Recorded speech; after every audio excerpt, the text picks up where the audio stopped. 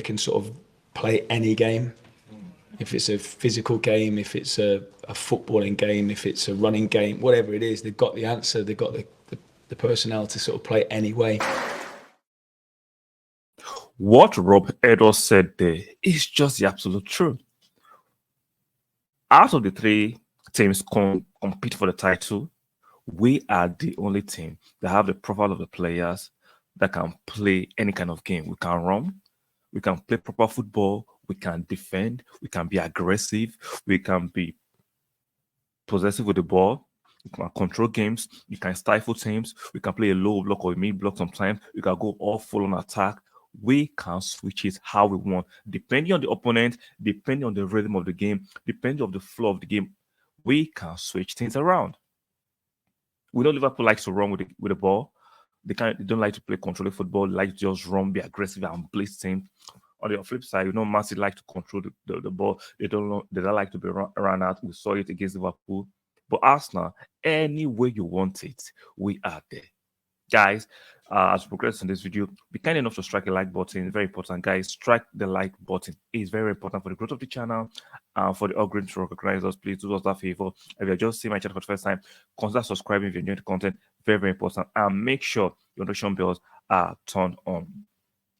So, regardless of what the former players, Tom Pondit, we see there's something a lot of Arsenal fans don't understand. These sensible Arsenal fans. Most of these pundits are former Liverpool players, former Manchester players, some Chelsea players.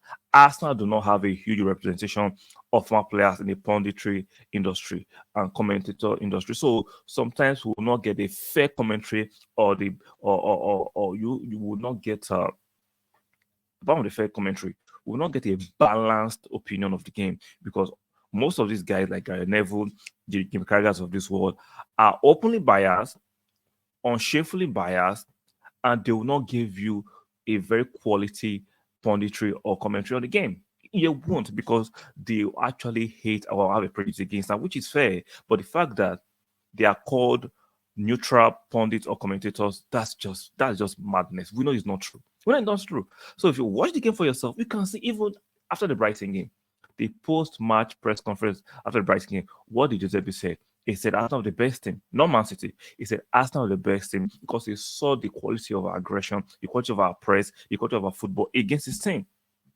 Two managers, another manager saying that Arsenal are the best team. Does that mean Arsenal actually eventually win the league? There's a possibility, and there's a chance they might miss out, because right now it's advantage Liverpool, right? Liverpool, by the time they play their game against Sheffield United, we all know they are going to be Sheffield United. They'll go back to 2 points lead, but there's still 8 games to go. A lot can happen in 8 games. There's still tricky games for all three of them to play. Who will survive? Who will blink first? Who will fall off the perch first? We'll find out.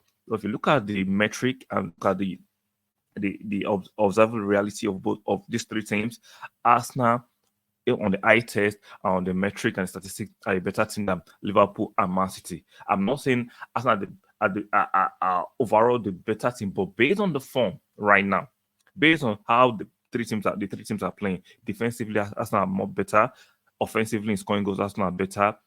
Not conceding chances, Arsenal are better. So based on those metrics and yardstick, Arsenal, the informed team, are the better out of those three. But that does not guarantee you anything until the end of the season. We will now find out who eventually win the Premier League trophy. So a lot to play for, a lot of intrigue, but do not always succumb to the power of the narrative of the media.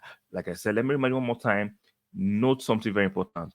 The mainstream media, the footballing media, especially in the UK, is majorly littered and controlled by former Manchester United players, Liverpool players. So you will never get fair analysis. You won't. You will not. They pretend and try to force on our face that even Sky Sport, they are not delivering fair analysis, unfortunately. But it's the nature of the beast. So you have to use your brain, watch the football. Even though the so-called content creators who you think will do a better job, because of the dollar attached to it, people are just triggering a lot of people. People are saying a lot of hyperboles to get like attraction on their channel and commentary, and they want their conversation to full of arguments. They will say any kind of thing. I remember Margot Bridge. You know how big Margot Bridge is, but yet he comes out and says something like Van Dijk and Konate a better center half combination than Saliba and Gabriel. We all know that's a lie. He knows that's a lie, but he's going to say it to trigger you guys to argue in the comment section. So that's the nature of the beast right now. People will say any and all things to get traction. It's not about the truth. It's not about the objective truth. It's not about what they actually feel or think truthfully. Anything to cause chaos. And chaos these days brings the dollar. It is what it is. I'm not complaining. I'm just creating that awareness for you guys to understand that these days, be mindful of what you listen to.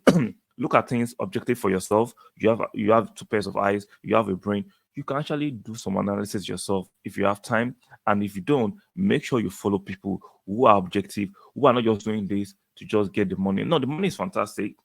I'm not saying let's ignore the money, but come on, we have the responsibility to actually serve our subscribers and audience the truth, not anything to cause traction for our channel. Like, come on, you can actually do both in good faith. But we live in a world these days that the how do I put it?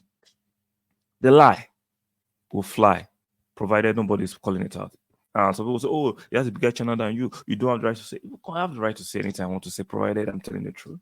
I have the right to push back on hyperboles. I have the right to do that in the public space. I'm not causing any harm, metaphorically or figuratively, to anybody. So I can. Within my right to say, you can't be actually causing chaos deliberately. Like, come on, let's not be silly. So back to title race, it's going to be very interesting and dicey for the next 8 games. As let's say who will come out on top. Whoever win the league this season actually deserves it, regardless of my bias to Arsenal. Yes, I'm an Arsenal fan. I want Arsenal to win it, but it has been a keenly contested title race for the first time in a long while. 3 very good teams competing and vying for the title. Who will win the league? Let me know in the comment section, and why you think the person you're picking will win the league. Let me know in the comment section. On your way out, one more time, strike a like on the video. Subscribe here to subscribe, and make sure you turn on your notification bell. Very, very important. And I'll see you guys on the next one. Bye for now.